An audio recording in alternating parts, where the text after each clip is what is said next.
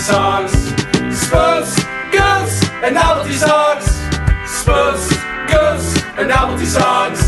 Spoofs, goofs, and novelty songs. Y'all, we saw each other in person, all three of us, for the first time in like nearly 18 months. Yep. We exchanged spit clouds. Yeah. Yep, we all spit into each other's mouths in a circle. In cloud format. We each ate a meringue, and we licked each other's meringues before the other person ate one. I didn't eat a meringue. Don't put this on me. Marty ate a meringue, and after you guys left, I ate a meringue too. I didn't eat a meringue. Dude. I'm killing this bit. I don't care how good that I wouldn't know because I didn't have one.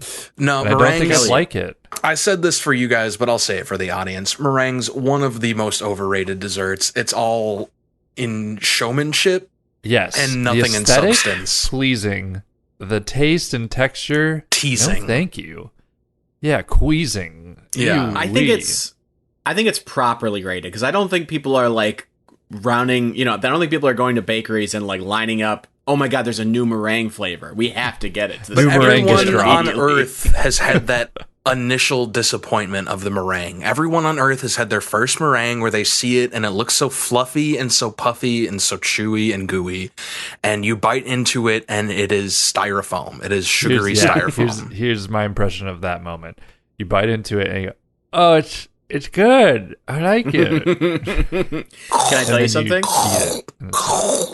The meringue that I had at Scott's apartment was the first time I've ever had a meringue in my life. Okay, but it's also like store bought. Like, yeah, I would probably have one if it was like at a bakery and presented in a way where. Oh, I'm sorry, Kelly, that I didn't get catering from a local bakery for my little get together.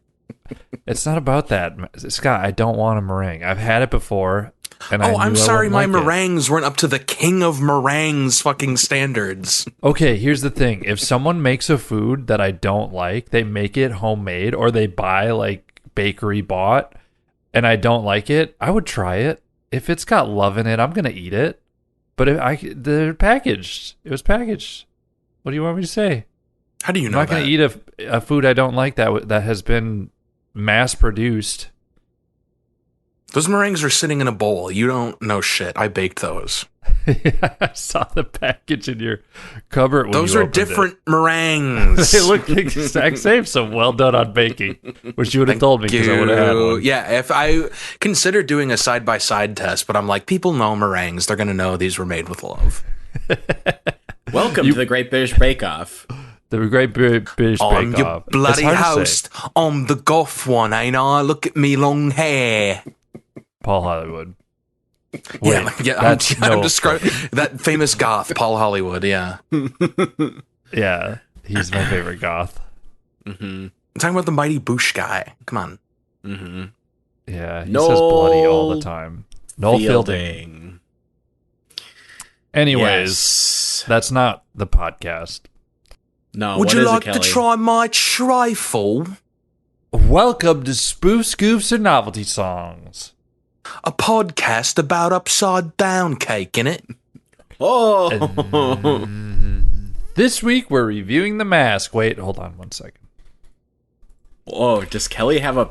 No, you're just going to Google? No, fuck you. I actually have everything written out. Fuck you. Yeah, fuck he already copied and pasted the Wikipedia page. I typed you don't especially need to look it up. This week we're reviewing The Mask, a 1994 American superhero comedy film directed by Charles Russell, starring Jim Carrey as Stanley Ipkiss, a hapless bank clerk who finds a magical mask that transforms him into The Mask, a mischievous green-faced troublemaker with the ability to cartoonishly alter himself and his surroundings at will. This film was a massive hit at the box office and a reasonable hit with the critics.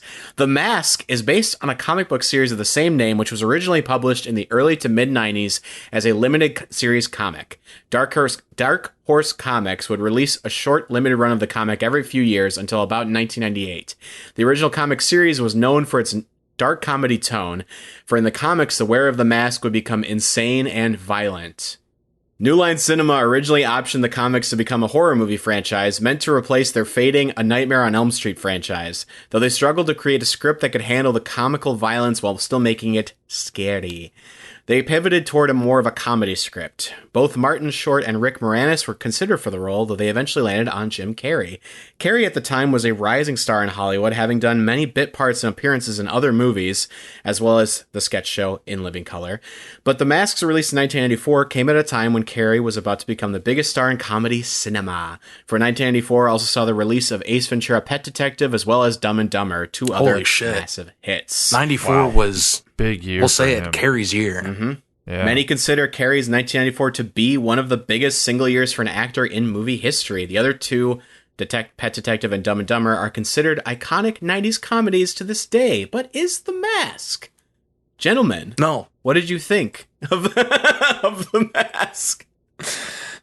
I thought it was fine. It's like a special effects, like kind of like what's the word? Like sort of showcase movie. This movie is basically like Avatar. No further questions. Well, Jesus. All right, I love it. I love that review. That's going on the VHS back side where it gives review quotes. Basically, Avatar. Yeah. All right, since you are begging, I'll elaborate. I just mean that they're trying out, they're experimenting with like new special effects. It seems like, I don't know if a lot of that stuff had been seen in movies. Roger Rabbit may honestly be the closest thing, and this was definitely, I think, trying to integrate its like animation and stuff more into the world. So new tech, that's why it's like Avatar. Kelly, what do you got? I guess before I get into the movie, Scott, do you think your older brother Jim could plug our podcast sometime? That's very funny. He has an E in the last name. Yeah, he changed no it E. for showbiz, I thought. Hey, He Scott, added that why E do- for entertainment, like Yeah. Chuck E. Cheese. Why didn't you? We've been trying to get guests on this podcast the entire run. You never thought to ask your relative, My your cousin older brother? Jim. Oh wait, Yeah, I your mean cousin. my older brother. Older brother, rather? Yeah, I think Older of him as bro. a cousin because we're kind of estranged, but he is my older brother. He is Yeah. much older. He is much older. So That too, makes yeah. sense. I was 2 years old when this came out, so I don't even remember. There's pictures of me at the premiere in a little tuxedo, but I don't remember. Oh, I bet that was so fucking cute. Hmm. Were Kelly, you in a what did yellow you tuxedo? Of course, yeah, with big long Oh, hell coattails. yeah. I love Yeah. it. Yeah, I'm Kelly- in a way sort of the son of the mask. What? That's a different movie, though. Kelly, will you tell us your goddamn thoughts on The Mask already? Before I tell you my thoughts, let me get into this. Marty, what were your thoughts on The Mask? Oh, man. Guys, What if The you just Mask read is the intro again? Okay, The Mask. It's broken. 1984 American superhero broken comedy man. film. Weirdly, I was surprised at how not funny this movie was. More, not that it's like, oh, it's trying to be a comedy, it's not succeeding. I just don't think this is much of a comedy. It's pretty much a straight drama, but with like a very wacky comedy actor playing a wacky main character. And that's the only, like, otherwise the movie is played so straight and so like just like a normal, it's basically a noir sort of superhero detective-y movie with a wacky guy who just says smoking. It's weirdly it's more of like a comedy in the way like Buster Keaton or Charlie Chaplin movies are comedies, where it's not so much like yes, ha ha ha, that's so humorous, but more like, whoa, look, he almost fell off that thing. Look at the way he's like balancing. It's more of like a set piece movie where you're just like, yes, wowee, yes. looky at that. And all that stuff is the best stuff in the movie. Like, weirdly, all the musical stuff, which we usually complain about with these spoof movies, but like the musical stuff in this is like the funniest stuff in the movie generally. I think the And- score yeah. of this movie fucking owns. It's It's so good. It's like so good. Interesting, Yeah. you should say that. it matched. Oh, Scott don't like E. I think it's great. I think it matches the aesthetic really well, like better than most 90s movies. I feel like 90s has like it's a weird time frame for movies because it's Interesting, you should say you liked that swing soundtrack from the 90s. Yeah, it was great. Surely this will never ever come into play again. later. Yeah. Oh, Scott, did you bring marimbas for the novelty? Yeah, I product? created an instrument called marimbas. or what was the word I'm looking for? Marimbas is like the Yeah, Or that one. maracas. I can't tell. maracas. Yeah. Well, no, it's the combination. Marimbas. Yeah. Maroomba 5. Yeah. Marimbas 5. 5 Gum. Wrigley. Yeah. 4 Washington Lane. Hey, 4 Washington. you know what's interesting too about this movie? Well, just talking about the You guys music aren't and even how going it's to ask all. me for my take on the film? Oh my god, we asked you like Kelly, you 4 times little and you didn't prince! say- I liked it. I agree with what you guys were saying. I think this is okay. So we talked. thank you, Kelly. I'm glad we doubled back. We talked about during DreamWorks month how they were like kids movies, but they tried to like incorporate adult themes. I feel like this was like a weirdly adult movie trying to incorporate like childish themes. Yeah. And it like was really weird. Like especially the script was just like so poorly written, and like hard, like unbelievable throughout. Like that none of it would ever happen. Like they're all playing straight characters, but it's like a Lifetime drama type straight characters. They're yeah. it's just really like hard to get sucked into it. But it's also like that's not why you're watching the movie. You're watching it to see. You're watching it for the special effects to see what happens. You're watching it because the score. You're literally watching it for just the scenes where the mask is masking it up. right? Exactly. That's all the best parts. Yeah. Yep. That's pretty much all it. that holds up. Yeah, all that stuff holds up too. It's weird that they like the movie starts. Almost all of it holds up. Sure. Yes. The movie starts, the music starts, and I was like, oh my god, I have not seen this movie since I was a kid, and the nostalgia came back, because this is probably the movie that I saw the most, this is the Jim Carrey movie that I probably watched the most growing up. I definitely have seen this movie like hundreds of times. And the thing that was surprising, though, was that the mask is in the movie like very little. Jim Carrey's only the mask in like 4 scenes that are like 5 minutes long, maybe each. He's like barely the mask in this movie. Otherwise, it's mostly this convoluted mob plot that he kind of gets roped into because he happens to be a banker where this mobster wants to rob this bank, and that kind of leads to the comedy of errors of him getting involved with the plot, blah, blah, blah, blah. But like Scott said, you're really just along for it doesn't matter what the plot is because you're just here for some mask hijinks, and all that stuff is really, really fun. Tonally, it's all over the place. Like, it's a very, like... Yes, the script is like, it did not know what movie it wanted to be. It really did not know what it wanted. The mask as a concept turns you into a zany, horny man. Well, basically that's not what they say in shown. the. Yes, you're right, Kelly. But in the movie, what they say is it turns you into like almost the opposite of yourself. It lets your The self innermost that you're desires come out. Yeah, yes, Yeah. But then when exactly. the other id. guy, but the guy who's like a dick puts it on, he's just like a bigger dick. Right, Jim Carrey is technically a villain, I would say, when he's wearing the mask. Like he is rapey, Yes. and it's gross. He does. Yeah. Well, because he says he it turned robs him a into bank. a sex-crazed wild man, and yet he also sticks mufflers up the buttholes of the 2 mechanics. Hey, Yeah. hold on. Let's add another descriptor. The fraudulent mechanics, all right? They're a little rude and charging him for problems with his car that weren't there previously. So I think they kind of had a death wish coming. I think they deserve to get killed in a When comical that happened, fashion. though, I thought that was just like we're like setting the scene that like this is like the world of our movie where this guy gets like shit on constantly, and I'm like, why did he target like the mechanics specifically? Like literally everybody in the entire run up to this scene was a prick to him. Like, why did Yeah. he single these 2 guys out? Because it's like it's the only sequence before he turns into the mask that has nothing to do with the rest of the movie, right? He didn't go back to the club because like he's gonna go back to the club later. Because by the way, this club location, we come back to the club like 100 times. In This movie takes place in a city with 1 club in it. Is the It's part a bottle is the context episode you're of a missing. movie. Yes, it is a bottle episode. Here's a couple points. Point number 1. Yeah, we're in the midst of the 90s swing revival with this movie. Or actually, I think this movie predates it a little bit. I could This be movie wrong. caused the 90s swing revival. Well, that's what I'm saying. They're definitely tied together. That's my point. But I thought this it was kind of movie weird and the that Chips Ahoy commercial that came out a little bit later. 1,000 chips delicious. Yeah, I know what you're talking about. So this movie clearly wanted to take place in like 1949 or something.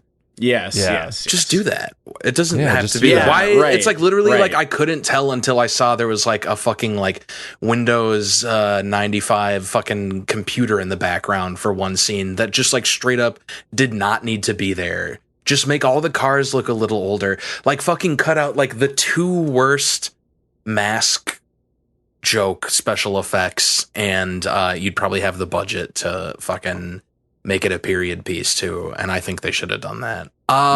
Point number 2.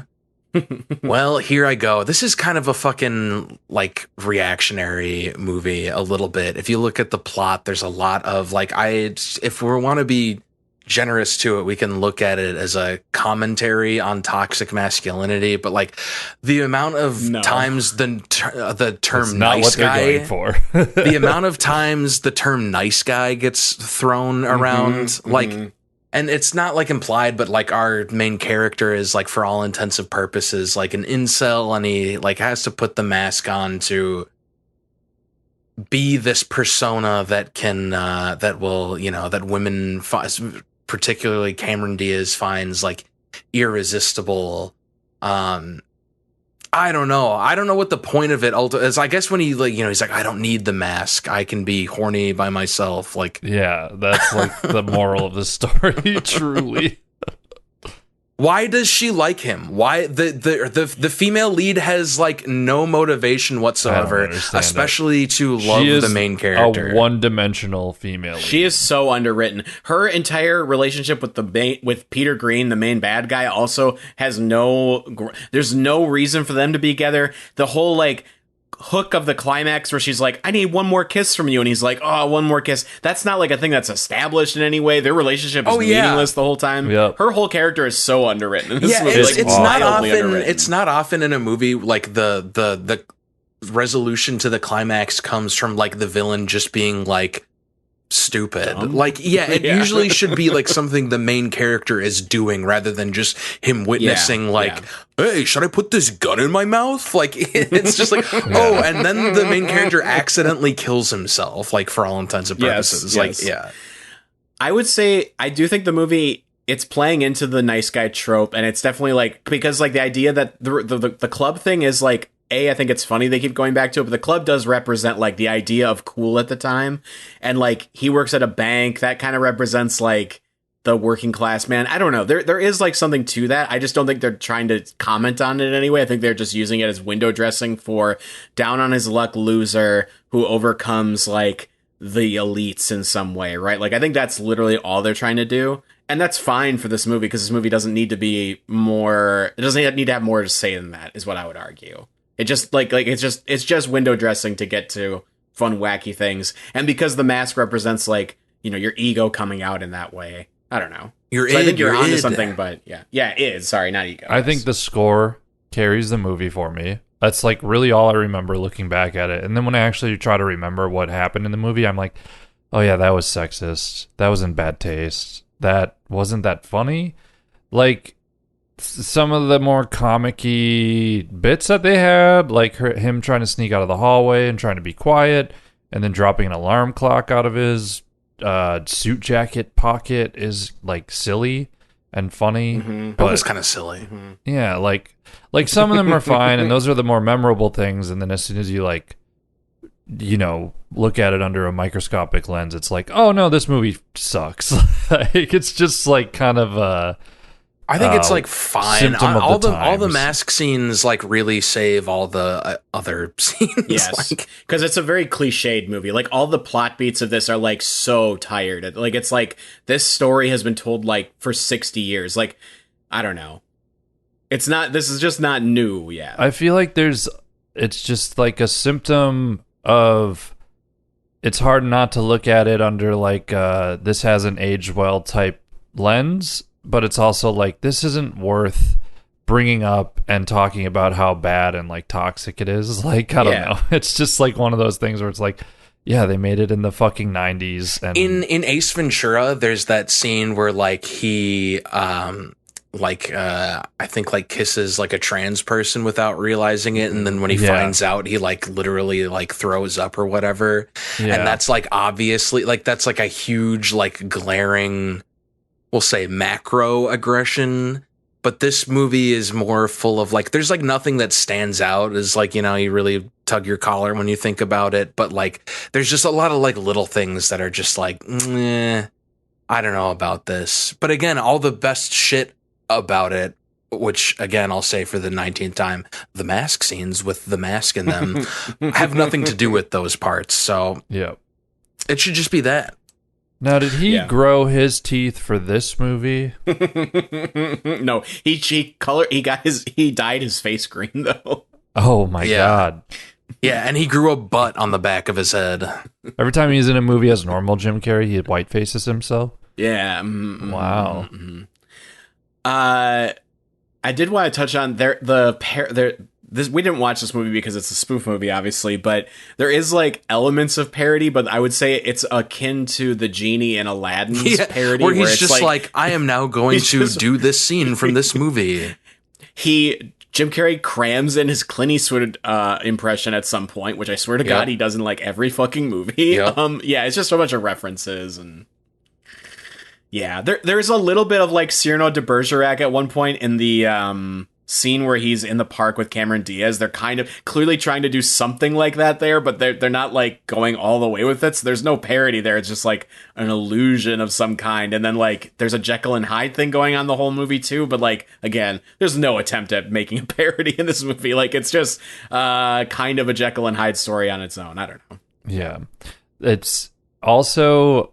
They put a lot of effort into a lot of the CGI in this movie, but then whenever they needed to make Jim Carrey look like he was like running across the room really fast, they kind of just did like the old thing of like shooting at a higher or a lower frame rate and then like speeding it up. Like anytime Jim Carrey would run across the room, he would put his arms up in like the cartoon way that you do when you're about to sprint somewhere. Yeah, you like kind of like prime yourself in the opposite direction and then it didn't feel very good compared to some of the other effects that did feel okay. Like, I don't know. Yeah.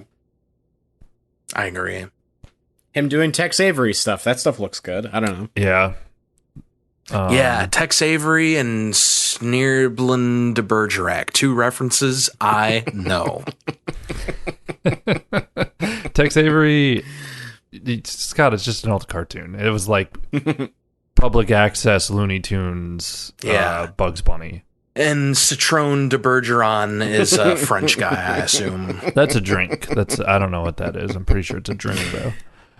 The cops in this movie, the only part of the movie that's... Yeah, the cops are, for this kind of movie where, like, you know, there's, like, the cops, like, hunting down the main character, these cops are in it a fucking lot. Yeah. And they're the only comedy part. They're played as the comic relief in the movie, like, entirely. Which sucks. The down on her luck reporter is also just a one-note character. Oh. Why does she turn on him? It makes no sense. Also, she turns on him for money. But it's, like, barely set up. It's just like she just does, and then she's like, oh, I'm poor. Well, in so many of these adventure-y movies, if they do give the female lead a character trait other than being hot, why is it always journalist? Why is it always like, and she's the journalist? That's why she has, I guess I'm talking myself into the reason why now, because then it gives them a reason to be like around. Like, I'm reporting on this thing. Yeah. Yeah. Like, it'd be cool if she was like a waitress at the bank and also at the club. And she's like, what? I got to work multiple jobs. You don't make a lot of money waitressing. Yeah, but that would at least set up why she turns on him, right? Because then we at least know, oh, she's broke. But no, this way they're just like, oh, she just tells him that she's broke when she turns on him. She talked about briefly. They go into this. I can take up 5 minutes of the podcast on this topic. When she comes in to interview Stanley Ipkiss at the bank, Stanley is like, Oh, I know you. I wrote into I'm your. glad you said. If you had just said Stanley, I wouldn't have known who you were talking about. Yeah, I'm saying both of his names. Yeah. Also, it helps me fill out this 5 minutes that I told you guys I could. Yeah, that's one extra I could word. do for this part of this. And then cast, me so. kind of deconstructing what you're saying. Oh, it that's helps another, so much. It's like, really 45 like seconds. I honestly only have like 1 minute of material, Note so to like the this is. editor, go ahead and add some car crash sounds in the middle of this if you want to. No, Why? Marty? You're the editor. Also, Oh, why would you or do are you that? trying to help add some more time? Yeah, I'm adding time. Yeah, there's. Oh no, like Kelly, the look out tweet. behind you. Okay. Well, okay, so she comes in, she's like, I'm interviewing people for this bank robbery. You're being awfully calm about that car crash that just happened. And he's like, well, I'm trying to tell my story. I'm trying to stay focused. And he's like, hey, you do that column, Ask Whitney or whatever it was. And she's like, oh, yeah, Stanley Ipkiss. You wrote in about being a nice guy. And they go into that. And he's like, well, why are you doing this job? And she's like, I need the money. Opinion columns don't pay anything. And it's like, okay. You're right. It's backwards. You'd think that if she was good enough to have an opinion column, that like she'd be doing fine, because they don't just let people do opinion columns for like nothing. So I don't know. I would just say it's unnecessary. Like, I just think her character doesn't need to be in the movie. It is very unnecessary. One of my big notes, I was It's almost like this section of our podcast where they're just kind of filling out the time. Yeah, you know how it is. I notated that whole section where she like confesses like, come on, Stanley, you're a nice guy. Like, of course I would help save you from the police. Blah, blah, blah, blah, blah, blah, blah. And then she like I thought that was like sincere act, like part of the movie. But then she was like, no, I was fucking with you, you idiot. And I was like, oh, okay, I got duped. So I'm the Dumbo. But I thought that was terrible writing either way. It would have been cool if she was like, you think you you deserve shit just for being nice? You're supposed to be nice, fucker. Like, that's just... that would be good. If she had, like, I don't know, if they had done more with, like, her character having this, like, cynical heel turn. Yeah. But she, like, also is, like, but you're a prick, too. Like, you act nice, but, like, you clearly have, like, fucking hedonistic desires. I'm just trying to pay my fucking rent. You're doing all this stuff. You're like destroying the city and shoving mufflers up people's assholes so you can fucking have sex with this particular girl you feel as though you deserve to. Yeah. But this movie was not going to do that. You know what I mean? Like, that would be a much more, a movie that's trying a little harder, I would say. That'd be cool if they what did, about that dog? Hey, Great I dog. was going to say, first, Dog deserved a fucking Oscar for his first of all, performance. that Milo dog... ruled. that dog was the hero of the movie. That dog did far more than the main character did to better his circumstances. And then also, I gotta give it to this movie for letting the dog wear the mask. Like, that's like, oh, what a good choice. or just a movie where like they establish a premise and then push the boundaries of that premise still in the first movie. Fucking rocks. Like, yeah, but not too far. Like the bad guy wears the mask, Jim Carrey wears the mask, the dog, and that's it. Like, no more than that. And that was perfect. Yeah, like, they don't let like a worm wear the mask or like a bacteria wear the mask. I just mean, like, the dog wearing the mask. It is like the thing where it's like the dog is so lovable the whole time. You want to see it happen. They do it. It's done perfectly. It's the kind of thing that's like, it just gives the movie. It's, to me, what makes the movie above average, I would say, is the choice of having the dog wear the mask. Legitimately. I think they should let the dog work at the bank because he's more just like effectual in the world than fucking Stan. This dog deserved to be in the bank more than the dog in the Gremlins movie deserved to be in the bank. It's true. That's a deep This cut, movie has a but lot trust of... me. Yeah, this movie does kind of weirdly... Main character who works at bank with dog. Reporter. Reporter. In a city. Green City. monster, kind Green of. Monster. Oh, man. It got a wide release. Yeah. From the mid-'80s to mid-'90s. Gremlins... What was Gremlins released by? It might have been... I don't think it was New Line. It might have been a New Line movie. Gremlins, 1984. If The Mask pulls out a Tommy gun, fucking just make your movie be in the 40s. What are you doing? As a spoof, 5 out of 10. Middle of the line. Doesn't specifically spoof anything except for like bits that are just comical. You got to admit, his impressions are good. As a movie, it's in my top 3 Green Man movies. Name them off. Let's go. What are the other two? What are the other two? Yeah. Well, I don't like to kiss and tell, boys. No, we gotta know. We gotta know, Kelly. The Don't tease Grinch, of course. Yeah, another Jim Carrey. Shrek. Classic. Oh, there you go. That's top 3. There's 3. Yeah. Those are pretty good. Gremlins. Is that green? Are they green? We Some brought it of up them. earlier. So, according to SGNS F. Scott Fitzgerald. lore, F. Scott Fitzgerald, it's lore. Gremlins green. Scott. Yeah, my favorite green movie is probably Citizen Kane after I wipe a magnet over my TV. Swamp As a Thing. spoof, I will give this a 3.3 out of 10 because there are like little moments of spoof where he's like just doing impressions of moments from other movies. It's not really a spoof, but whatever. Also, it's just like, I guess, cartoons you could say it's a spoof of. At that's times. where I'm at. And then as a movie, I will give this a 5.8 out of 10. It was enjoyable, but ultimately forgettable. You know, there's a few standout moments. It's funny to reference. That's it for me, folks. As a movie, 6 out of 10. Tonally, it's all over the place, but I think all the parts work mostly. There's enough good stuff. It's like a movie where it's like, I'm not watching this movie thinking like, this movie is working the entire time, but there's parts of it that work so well that it just makes it like, I can sit through this movie. That's how I feel about this movie. Nothing special. 6 out of 10. I think Jimmy Carrey is really good in this. I do want to say Jimmy Carrey, Jimmy Carrey, his brother.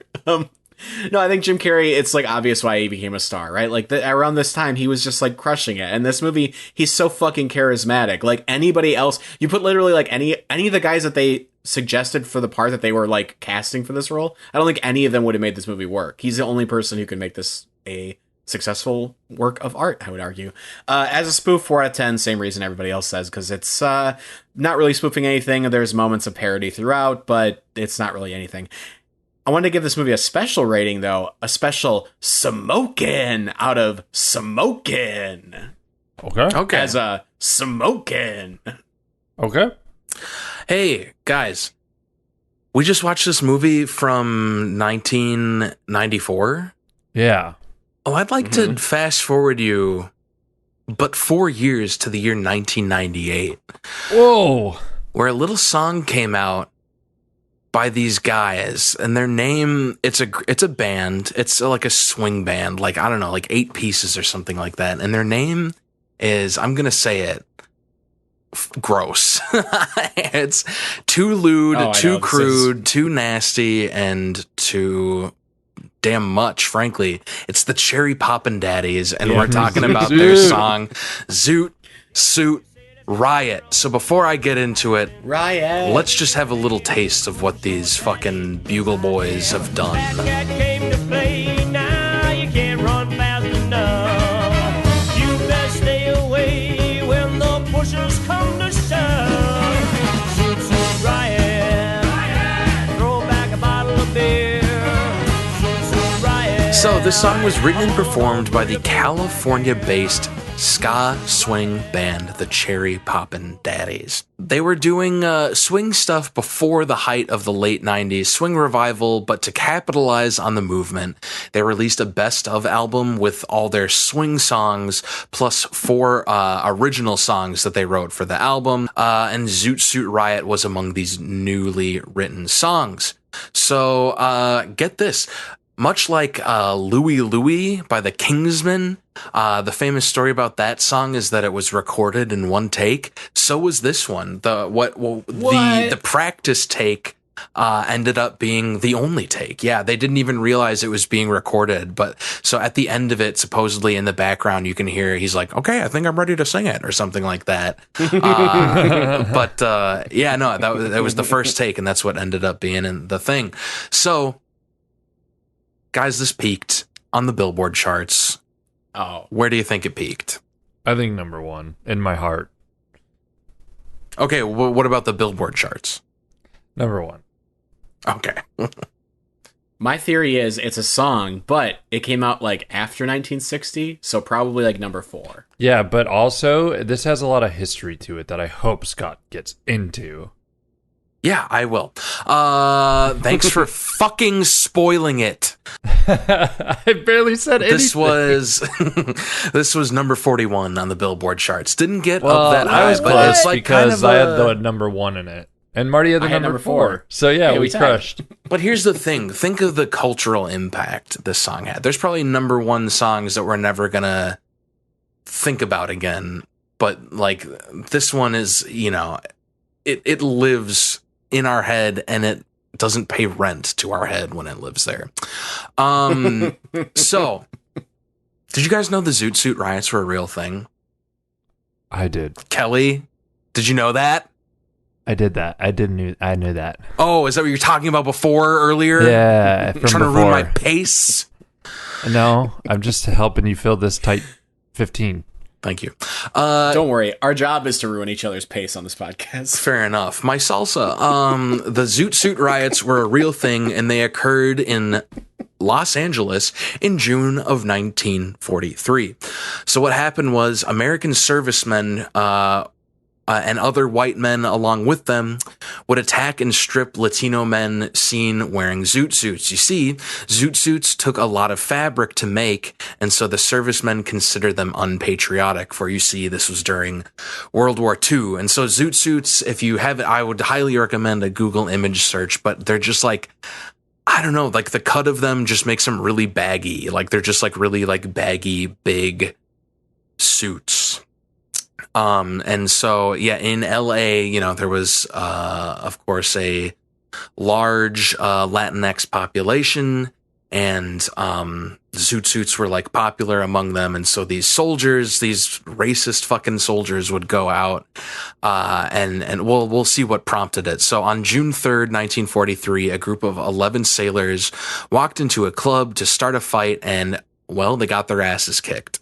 They returned to their barracks and stirred up a mob to go out and assault random zoot suiters on the street. So instead of going back and fighting the guys they already got their asses kicked by, they're like, let's just go kill random bystanders. So it didn't go on for just that initial night either. The assaults continued for several days, and the cops stepped back and let it happen, only stepping in occasionally to arrest who? The brown people, not the soldiers. 95 Latino youths were arrested by the end of it versus only 20 sailors. Many zoot suiters capitulated and started wearing other clothes, but the assaults still continued and were less and less about the garments that they were wearing. Things escalated further when rival gangs joined together to counter the sailors. So I think it went on ultimately for 9 nights, and soon Zoot Suit riots began occurring in other cities, mostly around the West Coast. And so finally, FDR had to step in and tell the Navy to get their sailors under control, and Zoot Suits were banned in many cities. So this is what the singer of the Cherry Poppin Daddies had to say about when the song obviously is like referencing this historical event, and so he said, in discussing the appropriation of the actual Zoot Suits riots, he wrote, "To me, the simplified duality I used as I wrote the song's title was, we swingers were in solidarity with our countercultural ancestors, the Zoot Suiters, and we were opposed to the sailors who represented the squares who weren't yet hip to our growing communal jive." I kind of call bullshit on this. I think if you're going to reference what's in, for all intensive purposes, like a mass hate crime, it shouldn't be something you are like referencing loosely in your fun song, like, well, the Zoot Suiters were me and my friends, and the sailors represented the squares who weren't yet hip to our growing communal. I don't know. What do you guys think? I'm looking at a picture of the Cherry Poppin Daddies. They look it's a lot of white. Well, yeah. So yeah, I think it's bullshit. I don't know. I think it's difficult to police intent in that way. I don't know. Yeah, If they say anything, their heart was I'm in the not. right place. Oh no, I'm not. I'm saying it's like more I'm not like accusing you of that, but- more like tone deaf. Yeah. Yeah, I think that's tone deaf fair. also. I think that's fair. The song's but not tone deaf. The song's a bop, but Song's yeah. tone full. Let's face it. Yeah, tone it's full. too much tone. Yeah, that's I don't know. They're just kind of like they should have just said, if you don't know what the Zoot Suit Riots are, look it up. And I don't It's know. just you can't like. It was a It's being racist like hack. It's like calling your song like apartheid boogie, running around and having Yeah. a crazy time. Like you can't Yeah. like reference like hate crime and just for like To make it like a fun the swing word song. feel Yeah. of it, for the word feel. Yeah. You're not like specifically referencing this thing to make a statement. You're bringing it up for like the vibes of it, I guess, for the lack of a I better think they term. just did it because it's a good rhyme. It's the only reason I can imagine why they actually do. Like they're like that would make a catchy thing. It's like that's the only reason I can. Yeah, they're so of. lucky Like, that why would they do zoot it and otherwise? suit rhyme. I just mean like I'm sure they were like, oh, that's Zoot Suit Riot. If you say that fast enough, it's a fun thing. I don't know. I think I'm giving them too little credit here. No, but I also think that's what they were thinking. Yeah, I just, okay, okay. but then after that, you should think, but also like it was a hate Yeah, crime. yeah, Like yeah. I don't know if right. yeah, Right. I don't know. I'm not saying like let's go get them. I'm just saying like it already sucks to begin with, and this makes it worse. Yeah. I guess that's what I'm saying. It's already Right. corny in the fucking first place. But hey, guys, I have a little quiz for you. Oh, do you? Oh, you know what? Before that, do you guys want to hear just a little snippet of Weird Al's parody of Zoot Suit Riot? Just I because do. It course. exists. I feel like it's our. I don't have. It's our due diligence to listen to it. We're on Spoofs, Goofs, and Novelty songs. trying to think We of have what to it is. listen to Yeah, this. we're compelled to play it. So here we go. Ooh, can we guess it? Can we guess it? Can Shoot too down late. ladders. Grapefruit diet. Might seem a little severe. Grapefruit diet. I'm getting tired of my big fat rear. Go fatty! Yeah, you get it. Weird. Oh, you know does what? Weird Al Actually, hate? Weird Al hates fat people. Yeah, he's got like 17 songs, but like rhyming fucking beef with queef. Well, I was gonna say, or like, does he just hate food? Like, I know, I think he's a vegan, right? So like, I'm sure he must just like have a lot of contempt for food. And he just takes it out on his art. That's what it is. Yeah, I think he's a vegan. Yeah, yeah, he hates food. He's anti-food. he's anti-food. Boom. Yeah, that's why his that's songs are all all like- vegans are. That's where they get it from. They don't Well, do it hey, for like guys. Yeah. other it's true. reasons. Speaking of That's fair. vegans, I have a quiz. It's not about vegans. It's about vegetarians. You see, I took two famous, we'll say slogans, phrases from our movie and made a quiz out of it. I'm going to name off some celebrities, and you were to guess whether they are vegetarians or meat eaters. And if you think they're a vegetarian, the way to correctly answer is you must say, "Somebody stop meat." Oh no! And if you think that they're a meat eater, then you got to say, "Smoking meat." Okay, great. Okay, that's easy to remember. That's Somebody easy to stop remember. meat or smoking meat. Smoking meats. Okay. All right. Okay. Up first, Sir Paul McCartney. Marty. Yes, Somebody stop meat. that's right. He is famously from that Simpsons episode, a vegetarian. Jack Black. Kelly, Yes. smoking meats. Fellas, you're 2 for 2. Nailed it. And you're He's 1 got for a 1. YouTube channel where he always eats unhealthy stuff. So There you go. John Malkovich. Is he being a vegetarian? Marty. Yes. Smoking meats. You guys are, this is the best you've ever done on any quiz. Yep. He is a meat eater. Mr. Joaquin Phoenix. Kelly, Marty. No, I heard me. Marty first. Oh, this is baloney. And we know his internet's Somebody- bad, so Somebody stop me. that's right. That's right. He's a vegetarian. Funny man Joe Rogan. Kelly. Smoking meat. Yeah, famously Only. what's the word? A carnivore who Carnivore. he posted about shitting himself. 3-2. 3-2. Country legend Shania Twain. Marty, somebody stop meat. Wrong, vegetarian. That's what I That's said. what she said. Oh, Somebody stop me. This excuse vegetarian. me. I got confused by my own rules. Yep, you nailed it. She's a vegetarian. Funny man Larry David.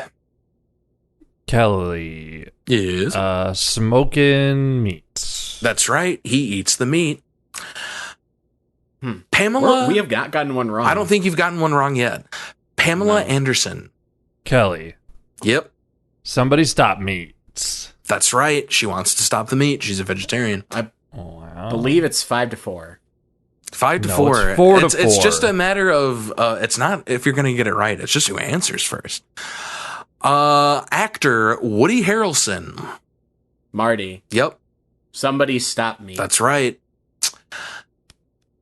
Actor Matthew McConaughey.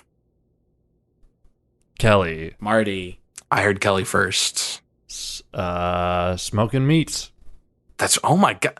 Are you guys looking at? Did I share That this time it Google was- Doc with you? That What is one was happening? a guess. I had no idea. that's a tough. Those last two are tough. Thank you. Natalie Portman. This is the final question, by the way. Kelly. Ooh, Marty, I heard Kelly first. damn it. Smoking meats. Oh my fucking god. Wrongo! Oh No. She's a vegetarian. I blocked the point at least. So wait, who is I think Marty won You'd have by to go. one. I think I did win by one. the listener Otherwise you might have to will go through it. Marty, just you when you're editing, figure it out and just be like, my God. Marty won. This is gonna I'll say it and then you can post in the clip. So okay. Mhm. Thank you. It appears to be a tie. Okay, good. Thank you. Thank you. Very useful. Cool. Well, hey, do one of you have a novelty product prepared for today's episode about the mask? Marty does. That's right, boys. This week's novelty product is Seen It. Ooh, this would have been Well, a we good know one for you've seen it, but in-person. what is it? Yes, it would have been a good one for in person. We know that you've seen what the novelty product is, but why don't you tell us Oh. what it is? This week's novelty product is the interactive trivia game Seen It. A game in which We know players you've answer seen what the trivia- interactive trivia game is. Okay, all right. Sorry.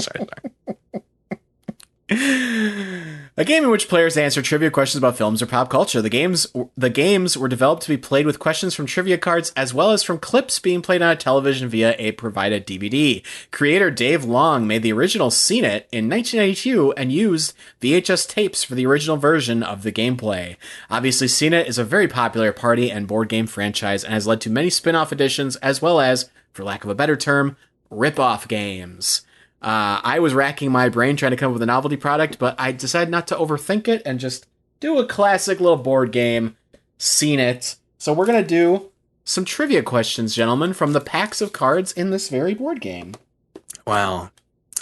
This is, I'm going to say it, your finest work yet. This is my finest work. I do. I Jesus know, Christ. I know. That's This why is I the said laziest- it. I know. Okay, That's good. why I said This is me being like, I can't think of something, so we'll just do this. That's the joke, God. my man. I try so hard usually. I Oh. know. That's why I knew it would get a rise out of you. Anything gets a rise out of me today. I'm in a bad mood. All right, gentlemen, we're going to do 7 questions. You can ring in with your name. I'm going to look for some questions. I should have prepped these ahead of time, I think.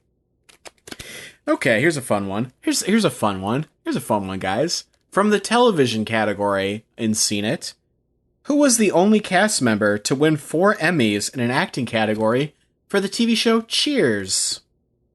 The only one of the cast members. Kelsey Grammer. Ooh, that's good. I'm gonna say the blackface guy. I can't remember his fucking name. Ted Danson. Oh, because he did blackface when he was married. Yeah. He was dating Whoopi Goldberg, right? Mm-hmm. Incorrect. Rhea Perlman. Rhea Perlman was the only one who did such a thing. What fast food restaurant's ads invite viewers to think outside the bun? Taco Bell. Tie. Ooh, that was a tie. So no points. We will do us a special eighth question. Hooray. Remember, it only has to be an odd number for there to be a winner. And, well, we're coming up on We're number gonna do 3. 5 questions. 5 questions.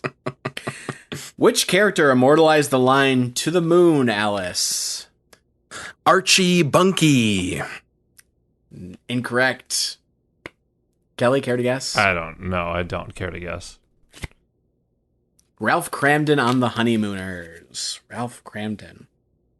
Who told Trekkies to, quote-unquote, get a life during a Saturday Night Live skit in 1986? I'll say Shat. Scott gets it. It was William Shatner. William Shatner. What a prick. For the win. Her question. Next questions for the win. Yeah, next question is 900,684 points. What sci-fi series featured a commander named Adama, a robotic canine named Muffet, and an evil race of beings called the Cylons? Battlestar Galacticoids. Scott wins the quiz. Good This job. turns out this edition of Seen It has the oldest questions in the world. I could not find a single when you thing I thought opened you the guys would box, get right. yeah, you opened the Seen It box and it was like, Moth flies out. I am now haunted by the ghost of Seen It. yeah, by the ghost of Cecil B. DeVille. I think its name is DeMille. Yeah, I'm talking about a different guy. He was a gaffer. Oh, okay.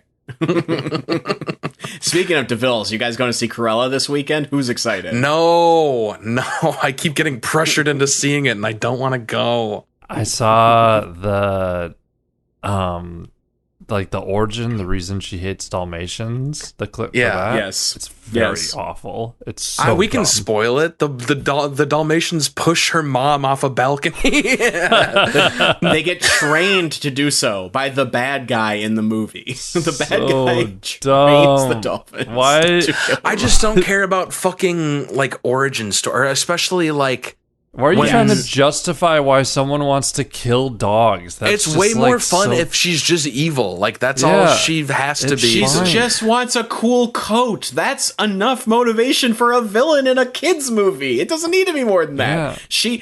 That's the original 101 Dalmatians is probably my favorite animated movie of all time, and part of it is because Cruella de Vil is so easily detestable. They don't pretend to make her relatable, and it works perfectly fine because she's so crazy. Like, it's fine. It doesn't need more than Yeah. that. I don't know. She's like speaking of Gremlins, she's like the mean lady in Gremlins, where she's like, "I'm going to kill your dog because I'm mean," and like yeah, and that's it's all we satisfying need. as hell when the gremlins get her.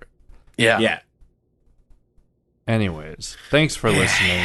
We appreciate it. We appreciate it. Have I guys told you about how I want a new garment of clothing? No, what's that? I want oh man, I'm going nowhere with this. I thought I would think of What? something by the time I thought you were doing I thought this was a Mask reference you were going to make. You were giving. Oh, that would have been good. I was gonna say like I want to cut something from spoof movies and turn it into a coat. Anyway, definitely leave this in, please. Hey, Scott, I'm going to tell you this. Somebody should stop you. We really appreciate it. We're watching Failure to Launch next week. See you then.